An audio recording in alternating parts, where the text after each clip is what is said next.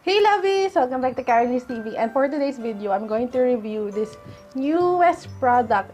And this is from Althea Korea, and would you believe they already have their own brand? And for their first brand, their first release is a powder, a loose powder. And they call this Althea Petal Velvet Powder, and this is their first product to launch. The packaging looks like this. It's like a mini box of their Althea Korea regular box. It's pink and there's this pattern right there. So it really looks like the box of their Althea Korea boxes. And you have the Althea logo there, and on the back is their description, but they are in Korean characters. And anyway, the link of the product will be on the description box below, so just check that out. And the product retails for 210 pesos only, and now I'm going to show you the product itself, and this is how it looks like. So it is housed in this very cute, girly, classy, simple, elegant looking package or container. To be honest, it really looks high-end. It is not just a plastic product. It looks very high quality. Of course, this is made in Korea, and it has 3 grams only. So 3 grams, and this container I have here usually contains 20 grams. So that's actually very, what do you call it, onti lang. Yeah. Hirap mag-English, best. It is pink, so I really love Althea because of course the pink colors. I love pink. Anyway, I already have my foundation and also my concealer, so I need to apply the powder already, so baka mag-crease. So baka mag-crease siya. So on the product description, it says that it is translucent. So as I can see on the bottom of the container, you'll see the white microfine particles, and then this is suitable for all skin types. Actually, it has a legit rose-like scent, as in legit rose. I think for some that will be quite an off scent because some are actually allergic to this kind of scent. I'm not really very particular with scents. I just don't like those overwhelming or overpowering or too strong fragrance. But this one I can handle. It's not really that strong rose fragrance, but yeah, it has that scent. I already removed the sticker, so I will place some powder here, and it looks really, it is not something yung parang buo-buo. It really is micro fine. Oh my god, it looks like a flower, something like that. It's very fine. Tang pinong-pino siya, guys. Anyway, it also has a puff, and there's the Althea logo there. And I'm going to apply it on the right side of my face first. I already have my foundation and also my concealer. So translucent means it will not change the color of your foundation. So we will check if it will not. I'm going to bake on my under eye area.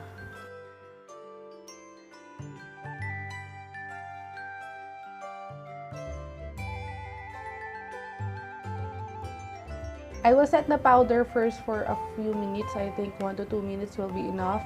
And then I'm going to brush it off. I'm going to dust off the powder. It is actually translucent.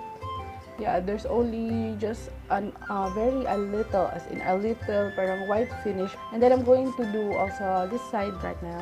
In fairness, the product and the powder is really lightweight, and yeah, it really is super fine. It's very fine, pinong-pino, guys. It actually doesn't have a not really super matte finish. It has a satin-like finish. I like that. It's really smooth on the face.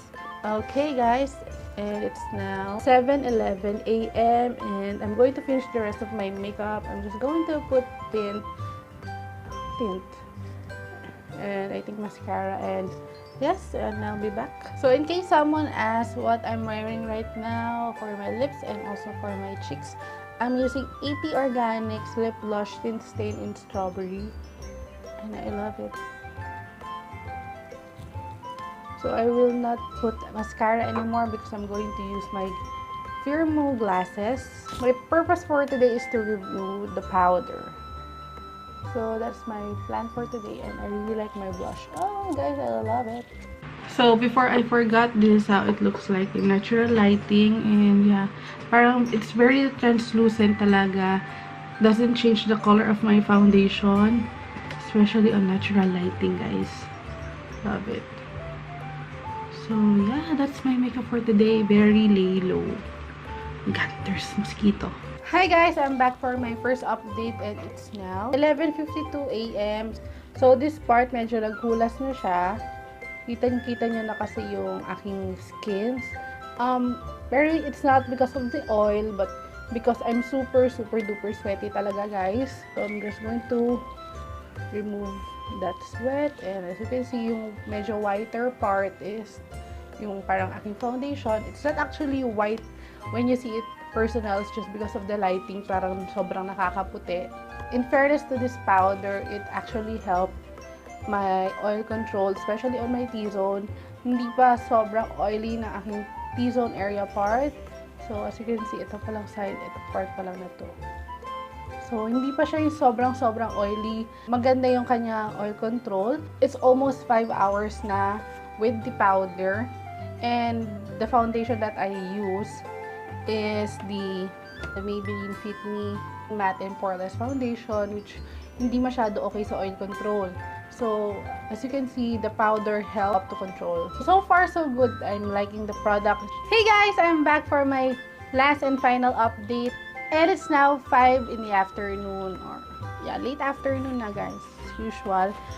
Just got home from work, and as you can see, I have a lot of pawis on my forehead because, as I've told you a while ago, I'm super pawising. Oopsie. The oily part is the T-zone area, so I'm going to blot with tissue because I don't have a blotting paper around me. Anyway, my final thoughts about the Althea Petal Velvet Powder. First, it is very affordable for 210 pesos only. And it is made from natural ingredients. I'm going to put the ingredients on the description box below, or I will put a full review on my blog. It does control the oiliness. If I'm going to compare this to other powders that I have here, loose powders that I have here, it has really microfine particles. It is very, as in super fine yung kanyang pagiging powder. It doesn't have that flat matte finish. It has actually a satin to demi matte. It is not really super matte.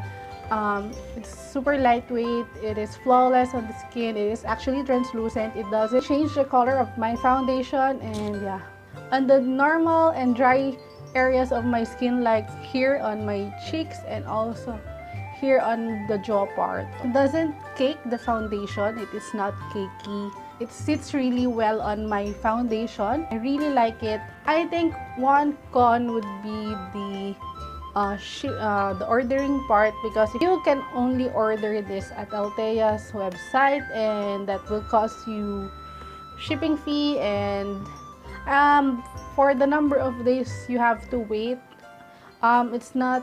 it is less than a week if you're from Metro Manila area, and more than just a week if you're in the provincial area, because I got mine, I think 10 days. It didn't go beyond 2 weeks, so that's good for Althea.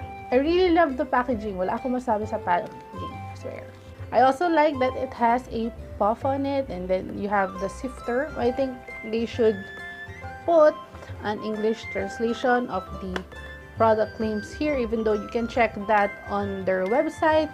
Overall, I love this product. Actually, I would want to buy a bigger one if they have. So that's it, guys. That's my review and wear test of the Althea Petal Velvet Powder. And if you want to know more about this product, you can check the links in the description box below. And of course, don't forget to subscribe on my channel, like this video, and comment if you have suggestions, requests, and questions, and I'll answer that right away. And of course, don't forget to click the bell button to get notified for new videos. And yes, I'll see you on the next one. Bye!